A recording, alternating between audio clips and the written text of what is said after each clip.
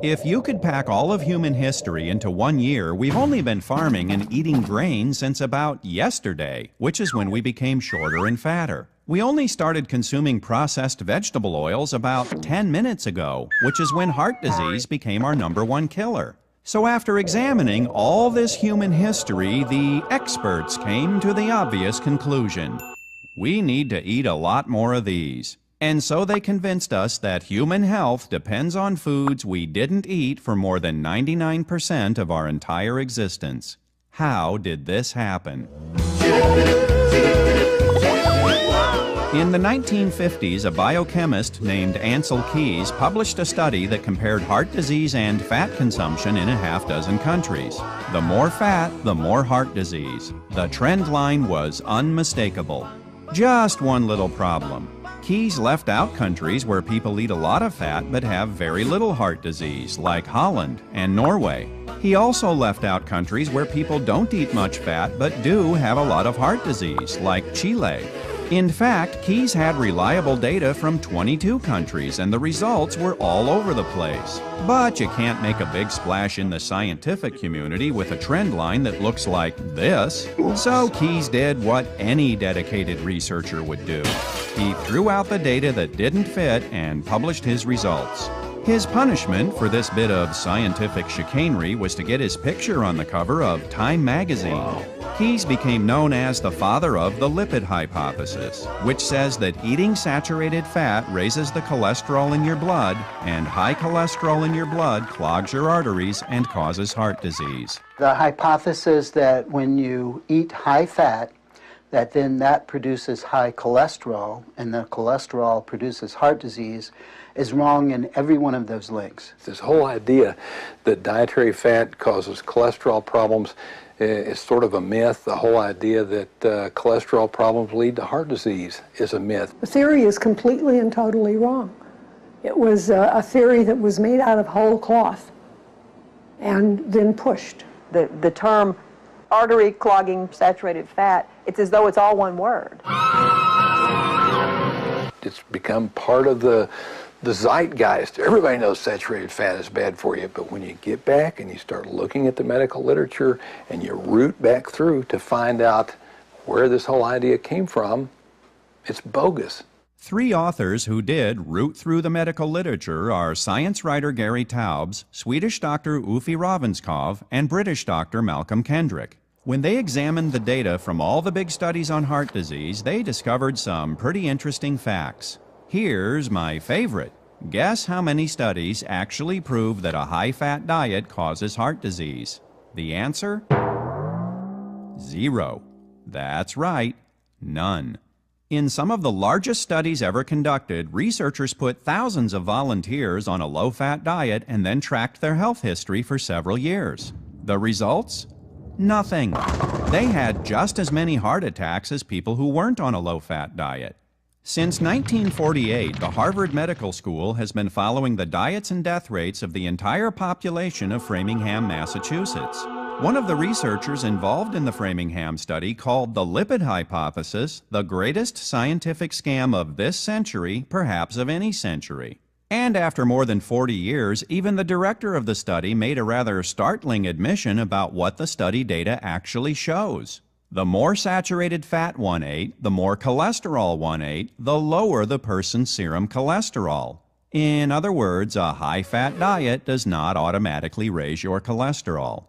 Well, what about the second half of the lipid hypothesis? Whether it comes from your diet or not, doesn't high cholesterol cause heart disease?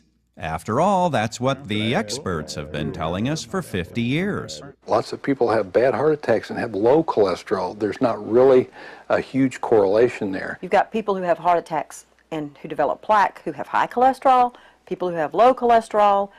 There's really not any correlation. Michael DeBakey, the famous heart surgeon, compared the medical records of more than 1,700 of his own patients. He found no relationship between cholesterol levels and heart disease. When Dwight Eisenhower had his first heart attack, his cholesterol was only about 165. Wow, that's a nice healthy level there, General. So if high cholesterol doesn't actually cause heart disease, what does? The newest theories in heart disease development don't have anything to do with cholesterol. They have to do with inflammation. Cholesterol does not cause heart disease. Cholesterol is the thing that heart disease acts upon.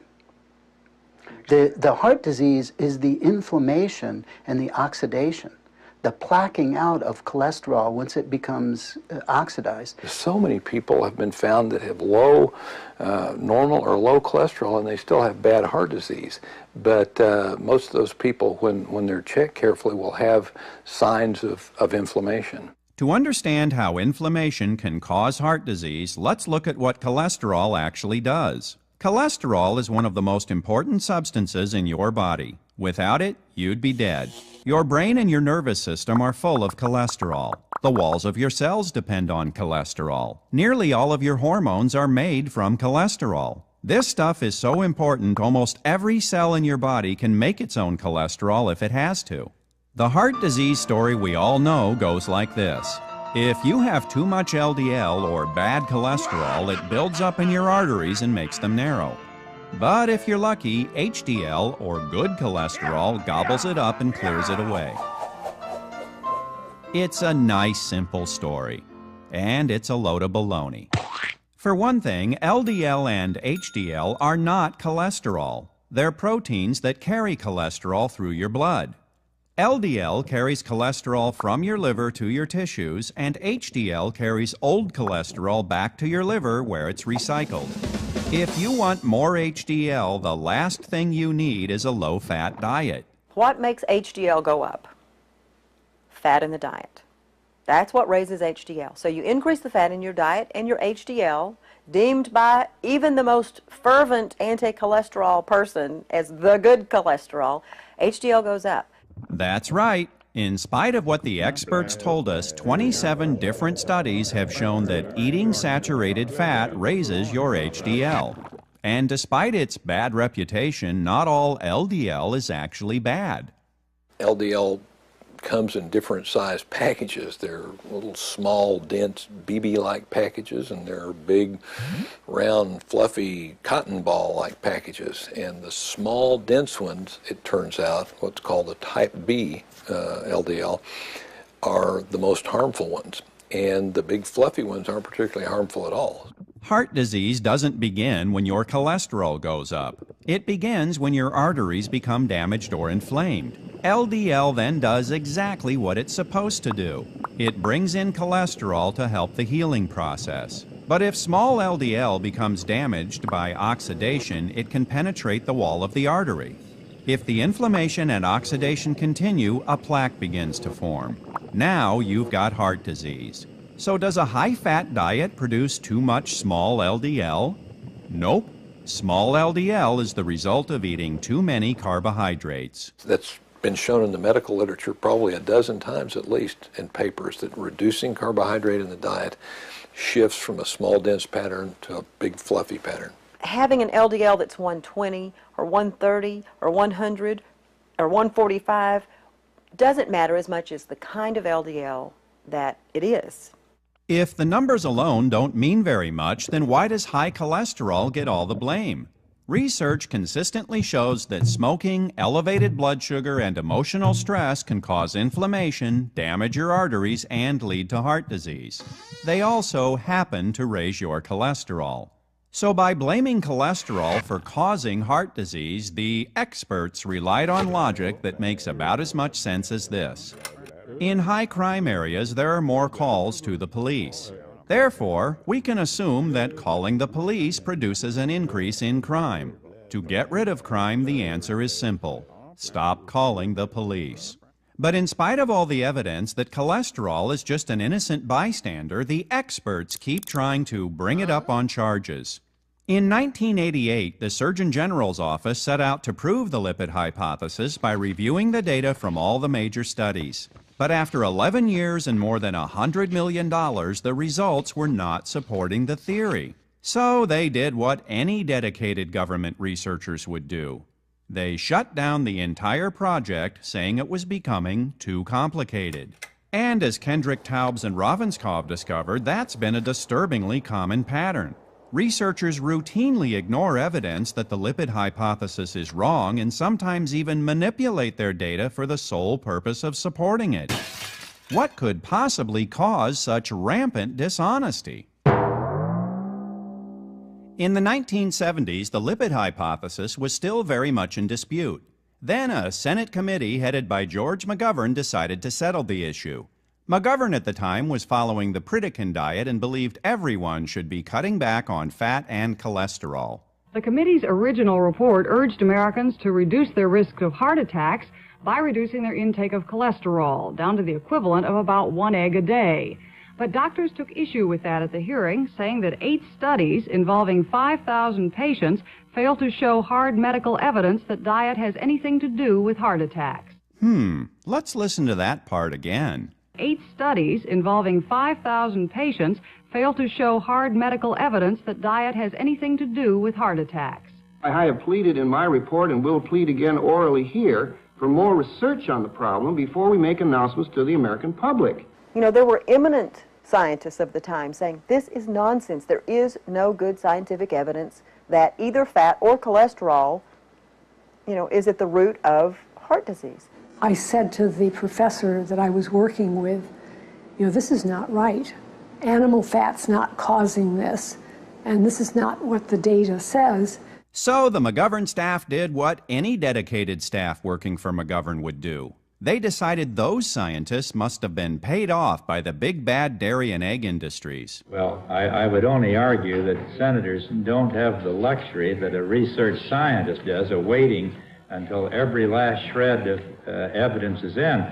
They went to great lengths to overlook anything that did not fall into lockstep with that belief, and basically just unleashed what amounted to a several decade-long experiment in which all of us were unwitting participants. The McGovern Committee's report was written by a young staff member who happened to be a vegetarian and had no background in medicine or health research. The committee recommended a low-fat, low-cholesterol diet for everyone and offered some ideas that could only spring from the mind of a politician. But Senator Schweiker of Pennsylvania suggested that instead of discrediting the committee's report, the eggmen should be out developing hens that would lay low-cholesterol eggs. Soon after the McGovern report was issued, the USDA got into the act. Carol Tucker Foreman, the assistant secretary at the time, believed in the low-fat diet theory and wanted to issue official guidelines to tell everybody how to eat. To make sure she was on solid scientific ground, she consulted with Philip Handler, the head of the National Academy of Sciences. Just one little problem. Handler told her the McGovern Committee's report was nonsense. So she did what any dedicated government official would do. She ignored him, shopped around for a scientist who agreed with her, then issued the guidelines. Thanks to a handful of politicians with no background in science, the heart-healthy benefits of a low-fat diet became official government policy. And real scientists got the message loud and clear. Tell us what we already believe, or you can say goodbye to your lucrative government funding. There is influence that goes on, starting with the USDA, which is promoting commodity agriculture. So there is a lot of economic pressure on the people at NIH, on the people in the universities who carry out the studies for NIH. They live by their grants. No grants, no work, no job. Dr. Kilmer McCulley, a researcher at Harvard, went against the prevailing theory and published a study concluding that something other than cholesterol was causing heart disease. His reward for this bit of scientific integrity was to be denied tenure, lose all his research grants, and get shoved into a little laboratory in the basement. In academia, that's a polite way of saying you're fired. He also ended up on an unofficial blacklist, and it took him 2 years to find another job as a researcher.